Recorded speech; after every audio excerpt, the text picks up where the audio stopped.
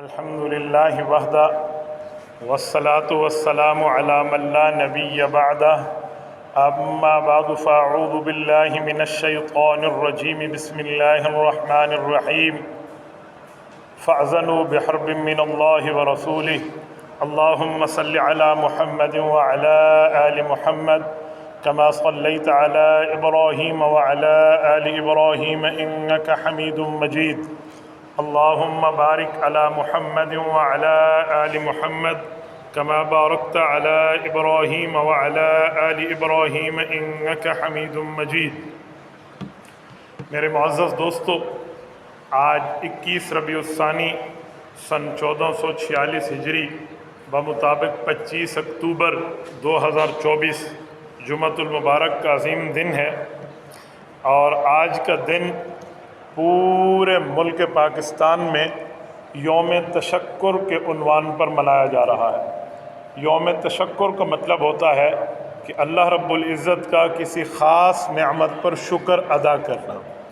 ہم من حیث القوم اللہ رب العزت کے مشکور ہیں، سر سے لے کر پاؤں تک ایک ایک نعمت ہے، لیکن جو ہمارے ملک کو اللہ تعالیٰ نے اس ہفتے جو نعمت عطا فرمائی ہے، یہ اس خاص نعمت کے متعلق آج پورے پاکستان کے علماء کرام جمعہ کے خطبات کے اندر اس شکر کا ادائیگی کی ترتیب لوگوں کے سامنے رکھیں گے۔ سب سے پہلے تو ہمیں اللہ کا شکر ادا کرنا چاہیے، نوافل پڑھ کے، صدقات دے کر، اللہ کی عبادت کر کے۔ وہ ہوا کیا ہے؟ بات یہ ہے کہ جب ملک پاکستان بنا تھا، یہ تاریخ تھی 27 رمضان المبارک 1368 ہجری بمطابق 14 اگست 1947۔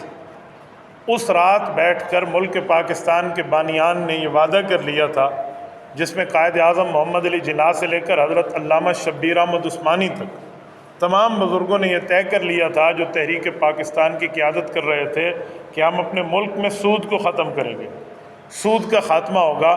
جو سود ہے اس کو کسی طور پہ ہم اپنے ملک میں اجازت نہیں دیں گے، یہ طے ہو گئی تھی۔ پر علامہ شبیر احمد عثمانی کا بھی انتقال ہوا ہے 2 سال میں، اور پھر 1 سال کے اندر حضرت قائد اعظم محمد علی جناح کا بھی انتقال ہوا ہے۔ تو اس کے بعد ملک جن کے ہاتھوں میں آیا وہ آپ کے اور ہمارے سامنے ہے۔ کبھی سود کو منافع کا نام دیا، کبھی سود کو پروفٹ کا نام دیا، کبھی سود کو کس چیز کا نام دیا، اور جو نام دے کے لوگوں کو لارے میں رکھا گیا۔ مولانا مفتی محمود نور اللہ مرکزہ نے 1973 کا آئین بنایا تھا، تو اس وقت کی تمام ملی سیاسی قیادت کے ساتھ بیٹھ کے طے کر لیا تھا کہ ہم ملک پاکستان کے روح رواں قائد اعظم محمد علی جناح کی سوچ کو نافذ کریں گے اور سود ختم کریں گے۔ یہ 1973 میں طے ہوا تھا۔ تو سب نے حضرت مفتی محمود رحمۃ اللہ علیہ کہا کہ اب تو بہت دیر ہو چکی ہے، کچھ دن ہمیں دیں۔ تو کتنے دن دیں؟ بینک والوں کو بلایا گیا، اسٹیٹ بینک کو بلایا گیا، باقی بینک والوں کو، سارے ان کے ذمہ داران آئے، تو انہوں نے طے کیا جی ہمیں کم از کم 20 سال دیں۔ تو مفتی صاحب نے فرمایا 20 سال تو بہت بڑی بات ہے، 20 سال ہم اللہ کے اس گناہ میں شریک رہیں گے۔ مرتے کیا نہ کرتے، ہوتا 10 سال میں جا کر طے ہوا کہ جی 1983 آئے گا، ہم سود ملک سے ختم کر دیں گے۔ حق یہ تھا کہ 1983 میں ختم کر دیا جاتا، لیکن 1983 میں ختم نہیں ہوا۔ آج 2024 آ گیا، یہ اسی ٹرک کی بتی کے پیچھے لگایا ہوا تھا۔ اب اللہ تعالیٰ کا کرنا ہوا، دیکھیں رب جس کو عزت دے، اللہ تعالیٰ جس کو مرتبہ دے، یہ رتبہ بلند ملا جس کو بھی مل گیا، ہر مدعی کے واسطے دار و رسن کہاں۔ کل تک جس شخص کو الیکشن میں دھاندلی کر کے ہرایا گیا، جس کی سیٹیں چوری کی گئیں، جس کا آئینی حق کھایا گیا، آج ساری اپوزیشن اور حکومت اس کے دروازے پہ۔ حضرت مولانا فضل الرحمان صاحب کی منتیں ہیں، یہ کر دیں جی، وہ کر دیں، آئینی ترمیم میں ساتھ دیں۔ اس اللہ کے بندے نے 1 روپیہ نہیں مانگا، وہ اس موقع پہ مانگتا وہ اربوں پتی بن سکتا تھا، وہ اس موقع پہ چاہتا وہ اس کے قدموں میں ہی اربوں رکھ دیتے، لیکن مجال کے اس کے پایا تخت میں کوئی کمی آئی ہو، مجال کے کوئی لرزش آئی ہو، اسی طرح مضبوط رہے۔ اور جو ان کی کلاس آئی وہ تقریباً کوئی 65 سے بھی اباؤ تھی۔ مولانا نے کہا یہ چیزیں ہمیں قابل قبول نہیں ہے، تو آئین کو ذبح کرنے کے مترادف ہے۔ اس مسودے کو ختم کیا، نیا مسودہ ترتیب دیا، 22 کلاسز پہ جا کر اتفاق ہوا، اور اس میں 5 سکے مولانا نے اسلامی طور پہ داخل کرائے، 5 کے 5۔ اس موقع پہ لوگ اپنے بچوں کو سامنے لاتے ہیں، اپنی جماعتوں کو سامنے لاتے ہیں، اپنے سیاسی مفادات کو سامنے لاتے ہیں، لیکن نہیں، 5 کے 5 میں پہلی شک یہ تھی کہ جو سود آپ نے ہم سے طے کیا ہے اس سود کو ختم کیا جانا چاہیے، اور آپ نے ہم سے یہ معاملہ طے رکھا تھا کہ جی ہم سود کے معاملات میں علماء کرام کا ساتھ دیں گے، اور سود کے معاملات میں ہم نے ملک کے اندر سے ختم کرنا ہے۔ تو حضرت مولانا نے مستقل طور پہ یہ پہلی شک لکھوائی ہے، اور یہ ملک پاکستان پہ اللہ تعالیٰ کا کرم ہوا، اللہ کا فضل ہوا، اللہ تعالیٰ کا احسان ہوا کہ رب کریم نے یہ قانون اور آئین کا حصہ بنوا دیا ہے۔ اب انشاءاللہ تعالیٰ 31 دسمبر 2027 تک اسی حکومت کے ٹینور کے اندر یہ طے ہوا ہے کہ 2028 شروع ہوگا تو ملک میں قانون سود کا نافذ ہو کے سود ختم کر دیا جائے گا۔ 3 سال مانگے گئے ہیں، 3 سال کوئی زیادہ مدت نہیں ہے، دا گز دا میدان، رب نے زندگی رکھی تو انشاءاللہ 3 سال بعد موجود ہوں گے، اور اسی حکومت میں یہ بھی نہیں ہے کہ مولانا نے کو 10 سال دیے ہو اجی اگلی حکومت کے گھاٹے میں فٹ کر دو، یہ ان کا کام ہے، ایسے نہیں ہے، اسی میں طے ہوا ہے، اور یہ سب سے پہلا کام ہو گیا، اور انہوں نے اتنی بڑی دینی اس کام کی بنیاد رکھی ہے کہ جس پر جتنا شکر ادا کرے اتنا کم ہے۔ میں اس قانون سازی کے وقت مسجد نبوی شریف میں تھا، یہ 20 تاریخ کو جو ہوا، یقین مانیے اللہ کے رسول کے گھر میں بیٹھ کے ہم نے دعائیں کی، وہاں احباب سارے دعاؤں میں لگے ہوئے تھے کہ یار یہ اسلامی قانون سازی ہو جائے، اسلامی ملک کے نام پہ کلمے پہ لیا گیا تھا تو وہی ہو جائے، اور یہ وہی ہوا ہے۔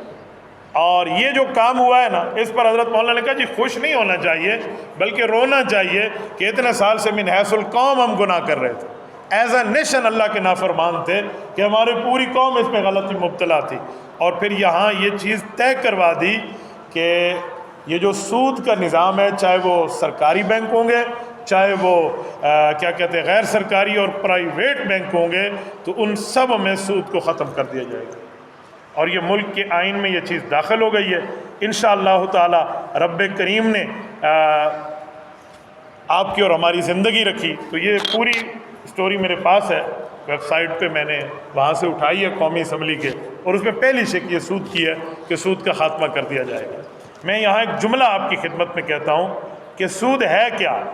سود کے بارے میں ہم اتنا اللہ جل شانہ کے کتاب سے جو باتیں کرتے ہیں کہ قرآن کریم ہمیں بتاتا ہے، احادیث نبویہ میں ہے، رسالت مآب علیہ الصلوۃ والسلام کے فرمان میں اس کو منع کیا گیا ہے، صحابہ کرام نے اس پر لعنت بھیجی ہے، اور اللہ تعالیٰ سود کے معاملات کو غلط جو فرماتے ہیں یہ میں آپ کی خدمت میں رکھتا ہوں۔ اس سے آپ خود اندازہ لگا لیں کہ سود کتنی بری چیز ہے، اور رب کریم نے اس سے ہمیں کتنا منع فرمایا، اور اللہ جل شانہ نے اس کے بارے میں کتنے سخت آیات فرمائی ہیں۔ یہ قرآن کریم ہے، سورۃ البقرہ ہے، میں سورۃ البقرہ 30واں پارہ آپ کی خدمت میں پڑھنے لگا ہوں، یہ آیت نمبر 275 ہے۔ رب کریم فرماتے ہیں الذین یأکلون الربا لا یقومون الا کما یقوم الذی یتخبطہ الشیطان من المس۔ فرمایا جو لوگ سود کھاتے ہیں نا، دنیا میں تو یہ کفر کر رہے ہیں، بے ایمانی کر رہے ہیں، آخرت میں جب یہ اٹھیں گے نا تو ایسے لگے گا جیسے ان پر کسی جن اور شیطان کا حملہ ہو گیا ہے، اور یہ بے وقوفوں کی طرح دیواروں کو ہاتھیں لگاتے پھر رہے ہیں۔ یہ حالت ہوگی، یہ اللہ کے سامنے اٹھ کے کھڑے بھی نہیں ہو پائیں گے، اور اس طرح ٹھہرے ہوں گے۔ اور فرمایا یہ کیوں ہوگا؟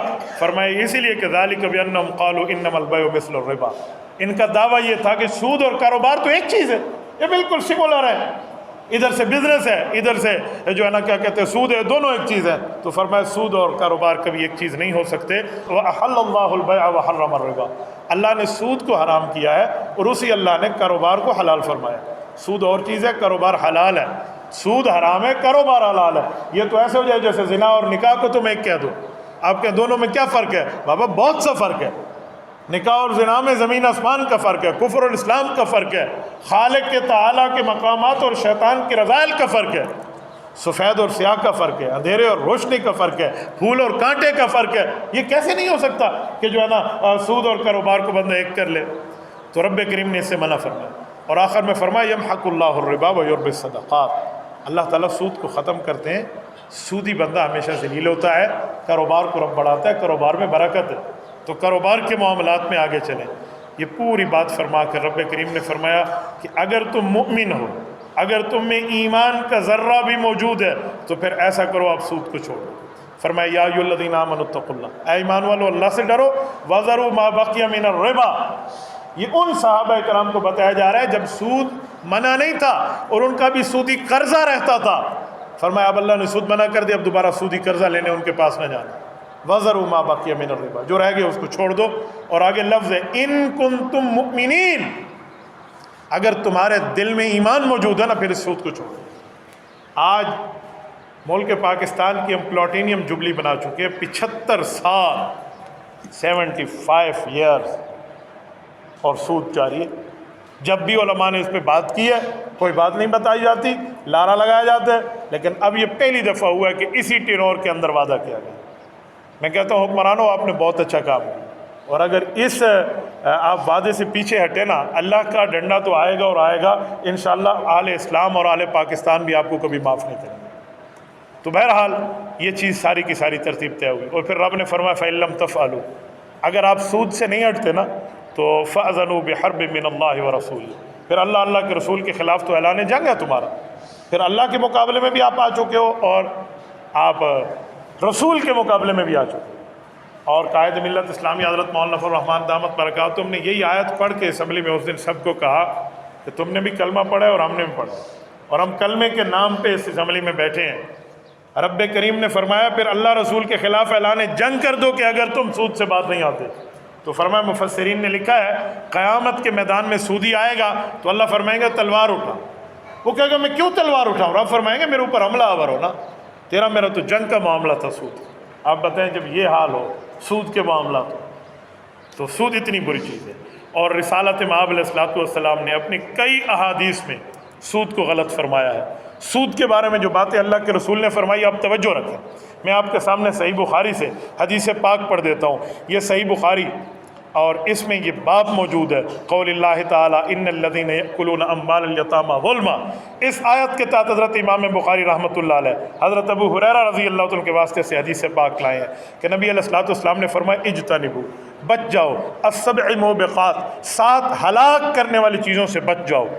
صحابہ نے عرض کیا قالوا یا رسول اللہ ومن ہن، وہ کیا چیزیں ہیں؟ تو حضور پاک علیہ الصلوۃ والسلام نے فرمایا الشرک باللہ، کبھی اللہ کے ساتھ شرک نہ کرنا. دوسرا فرمایا والسحر، کبھی کسی پہ جادو کی کوشش نہ کرنا کیونکہ جادو کرنا یہ بہت بڑا گناہ ہے. اور فرمایا وقتل النفس التی حرم اللہ الا بالحق، کسی بندے کو آپ نے قتل نہیں کرنا، کسی جان کو مارنا نہیں ہے. ہاں اللہ کے حقوق کے ساتھ اگر حکومت وقت کسی پہ حد نافذ کرتی ہے اور وہ شخص قاتل ہے یا وہ شخص زانی ہے، شادی شدہ ہے، ایسے کے اوپر اگر قتل کا حکم حکومت اسلام نافذ کر دے تو وہ کر سکتی ہے. عوام کسی کو ناحق قتل نہیں کر سکتی، منع کیا. اور آگے فرمایا وَأَكْلُ الرِّبَا، سود کھانا یہ ہلاک کرنے والا گناہ ہے، ڈائریکٹ جہنم لے جاتا ہے. یہ رسالت مآب علیہ الصلوۃ والسلام نے سود کو گنا. اور پھر فرمایا اکل مال الیتیم، کسی یتیم کو دیکھو نا کہ اس کا کوئی سرپرست نہیں ہے، کوئی پیرنٹس نہیں ہے، یہ وداؤٹ پیرنٹس ہے، لہٰذا اس کے مال کو کھا لو. فرمایا یہ مال کھانے والا بھی ڈائریکٹ جہنم جائے گا. اور وَالتَّوَلِّ یوم الزحف، اور میدان جہاد میں جب کارزار کا میدان جم چکا ہو اور کوئی بندہ ڈرپوکی سے اپنا کمر کا معاملہ دکھائے اور پیٹھ دکھا کر بھاگ آئے، فرمایا اس کی بھی بخشش نہیں ہے. اور فرمایا وَقَذْفُ الْمُحْصَنَاتِ الْمُؤْمِنَاتِ الْغَافِلَاتِ، فرمایا مومن پاک باز عورت جس کو کسی قسم کی کوئی گناہ کا علم نہیں ہے اور وہ گناہ سے پاک ہے، آپ نے اس کے اوپر زنا کا اور برائی کا الزام لگایا، فرمایا یہ الزام بھی ڈائریکٹ جہنم لے جائے. یہ نبی علیہ الصلوۃ والسلام کا فرمان. اس پوری بیانات میں ایک بات سود کی آ گئی جو میرا ٹاپک ہے نا، اس میں اکل الربا آ گیا کہ سود کھانا ان 7 بڑے جرموں میں، 7 بڑے گناہوں میں ایک بہت بڑا گناہ ہے، ایک کرائم فرمایا گیا. تو نبی علیہ الصلوۃ والسلام نے اس سے منع فرمایا. اچھا آئیے اب جو سود کھائے گا قیامت میں اس کی حشری نشری کیا ہونی ہے؟ یہ رسالت مآب علیہ السلام کا فرمان ہے. کتاب التجارات اٹھائیے، امام ابن ماجہ رحمۃ اللہ علیہ کتاب سنن ابن ماجہ سے اس کا باب اٹھائیے، باب التغلیظ فی الربا. اس کے تحت حدیث پاک موجود ہے. حضرت ابو ہریرہ فرماتے ہیں رضی اللہ تعالیٰ عنہ، نبی علیہ الصلوۃ والسلام نے فرمایا اتیت لیلۃ اسری بی علی قوم، فرمایا میں جس رات میں معراج کے سفر پہ تھا اس رات مجھے قوم دکھائی گئی جہنم میں، بطونہم کالبیوت فیہا الحیاء، ان کے پیٹ اتنے بڑے پیٹ تھے اور جیسے لوگوں کے گھر ہوتے ہیں اتنے گھر کے برابر ان کا پیٹ تھا. فیہا الحیات، اور اس پیٹ کے اندر سانپ چل رہے تھے، کوبراز، بڑا سانپ، حیا، ٹھیک ہے. تو یہ سانپ چل رہے تھے، اندر سانپ بھرے ہوئے تھے، ترا من خارج بطونہم، باہر سے نظر آ رہے تھے کہ سانپ چل رہے ہیں ان کے پیٹوں میں. تو حضور علیہ السلام فرماتے ہیں میں بہت حیران ہوا، فقلت من ہؤلاء یا جبرائیل، جبرائیل امین میرے ساتھ ہیں. ایز اے وزٹر رسول اللہ کو آسمان دنیا کی سیر کرائی گئی اوپر کے آسمانوں تک. تو نبی علیہ السلام نے جبرائیل امین سے پوچھا جبرائیل یہ کیا ترتیب ہے؟ ایک بندہ اور پیٹ اس کے گھر جتنا اور پھر اس کے پیٹ میں سانپ یہ چل رہے ہیں. تو جبرائیل نے کہا یا رسول اللہ ہؤلاء اکلۃ الربا، یہ تو سود خور لوگ ہیں، سود خوروں کا عذاب ہے. جو بندہ سود کھاتے ہیں یہ اس کے ساتھ معاملہ کیا جا رہا ہے. یہ رسالت مآب علیہ السلام کا فرمان.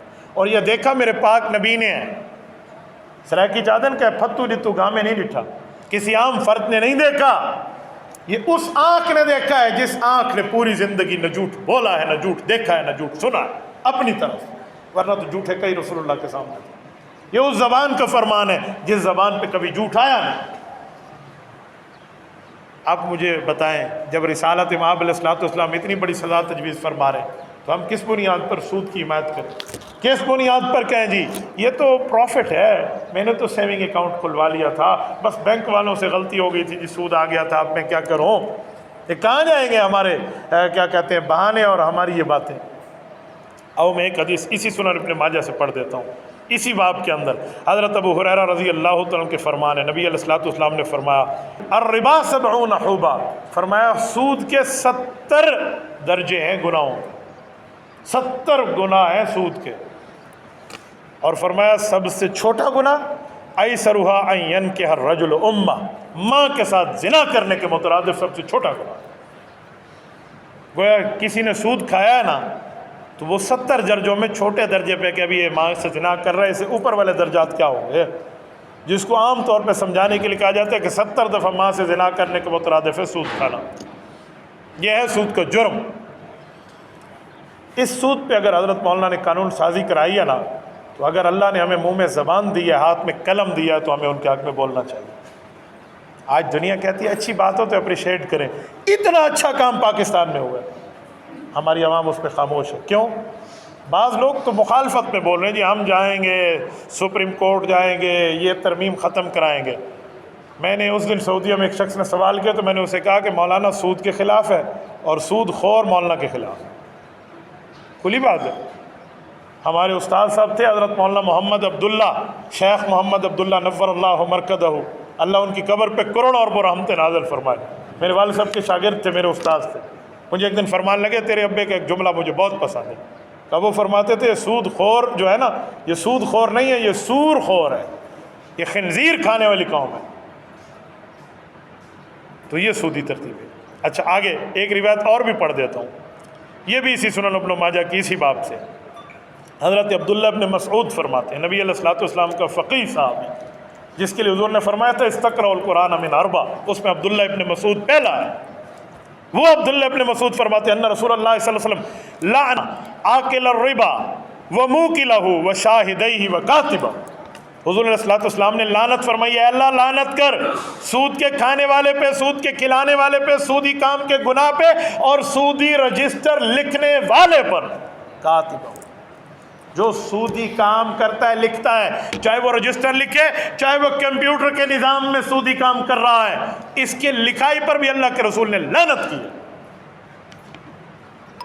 آج اسی لیے تو ہمیں کوئی بینک سے لینا دینا اس طرح نہیں ہے کہ بینک والوں نے کوئی ہماری زمینیں کھا لی ہیں اور علماء جو ہے وہ بینک والوں کے خلاف ہو گئے ہیں، بینک والے سارا دیوار ادھی کھا گئے، سارے گھر دہیسہ کھا گئے. ایسا کچھ مسئلہ نہیں. ہم جو سودی والے معاملات میں غلط کہتے ہیں نا اسی لیے کہتے ہیں. اب جو بندہ بینک میں بیٹھے سود لکھے گا نہیں؟ بولیے مجھے بتائیں یار، آپ کو اللہ نے منہ میں زبان دی ہے، نہیں لکھے گا تو یہ اس لکھنے والے پہ اللہ کے رسول نے لعنت کی ہے. یہ کس بنیاد پہ کہے گا میری تنخواہ حلال ہے؟ یہ کس بنیاد پہ کہے گا میں اپنے بچوں کو حلال کما رہا ہوں اور اپنے بچوں کی رزق روٹی کما رہا ہوں؟ پھر اللہ معاف فرمائے، اللہ معاف فرمائے، اللہ معاف فرمائے. نعوذ باللہ من ذالک. اس جیسے نوکر جو سودی کام پر کر رہا ہے اور وہ 2 نمبر کام کرانے والی خاتون جو زنا کے اڈے پہ بیٹھی ہے، اس میں اور اس کے پیسے میں کیا فرق رہے گا؟ کس بنیاد پہ میں اس کے پیسے کو حلال کہہ دوں؟ کس بنیاد پہ اس کے معاملے کو جائز، ہاں اس کی بات کو جائز کہہ دوں تو پھر میں نکاح سے بھی فارغ ہوں اور ایمان سے بھی فارغ ہوں؟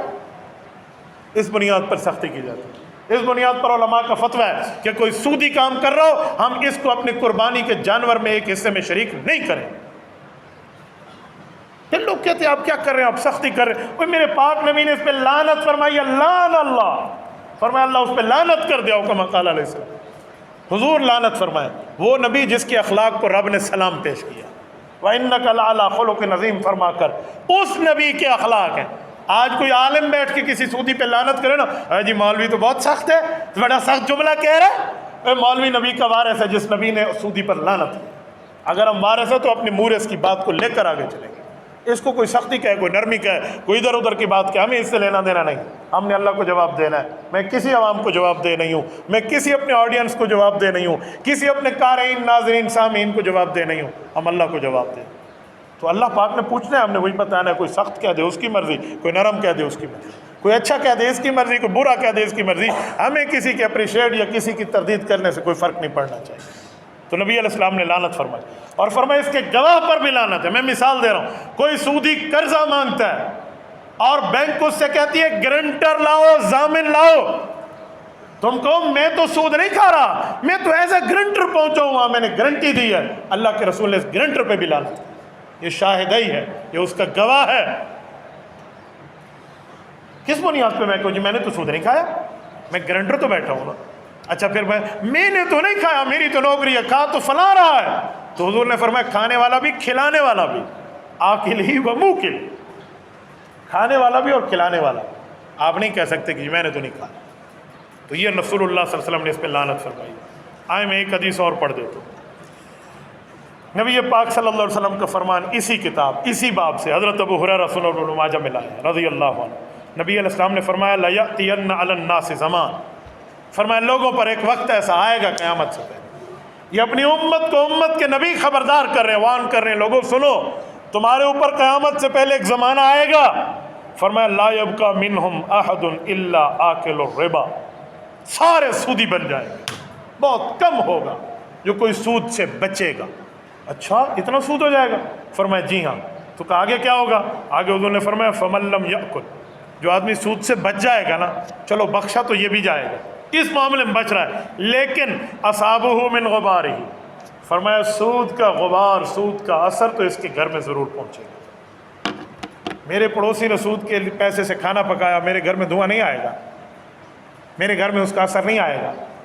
کل فرینڈ شپ میری ہو، میں اگر اس کے ہاتھوں سے پانی پی لوں، اس کے ہاتھوں سے ایک بوٹل لے لوں، اس کے ہاتھوں سے کوئی کھانا لے لوں، تب میں اس کے گھر میں دعوت پہ چلا گیا، میں نے 2 لقمے کھا لیے، پھر اس پہ لوگ کہتے ہیں میں تو سود نہیں کھا رہا، میں تو کسی سودی سے کوئی یاری نہیں رکھتا، ناراض ہوتے ہیں 1 نہ 1 کروڑ بار ہو جائے۔ سودی کہہ رہے ہیں جی میرے گھر کھانا کھانے ہیں، میں نہیں آتا، میں حرام کھانا نہیں کھا سکتا۔ لوگ کہتے ہیں اب سختی کرتے ہیں، نرمی کریں تھوڑی سی۔ کیوں نرمی کروں؟ میں نہیں کھاتا، اور اس لیے نہیں کھاتا کہ جی مجھے آپ کے کھانے سے مسئلہ ہے، مجھے آپ کے سود سے مسئلہ ہے۔ گھوڑا گھاس سے دوستی کرے گا، کھائے گا کیا؟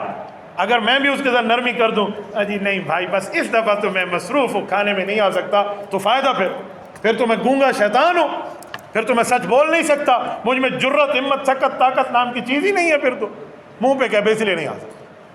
ایک شخص کو ایک دن میرے پاس رہی، قربانی کے دنوں میں لائے کہ مفتی عبدالواحد صاحب کا فتویٰ ہے کہ سودی کو اپنے ساتھ شامل نہ کرو، تو وہ میرے ساتھ بات کر رہے ہیں، مجھے کہتے ہیں 7 حصے ہوتے ہیں گائے میں اپنے حصے کے پیسے دے رہا ہوں، میں اس کے حصے تھوڑی دے رہا ہوں، تو میرا حصہ اگر نہیں ہوگا تو میرا نہیں ہوگا نا، اس کے تو قربانیاں ہو جائیں گی، آپ نے یہ کیوں کہا ان کی بھی نہیں ہوں گی؟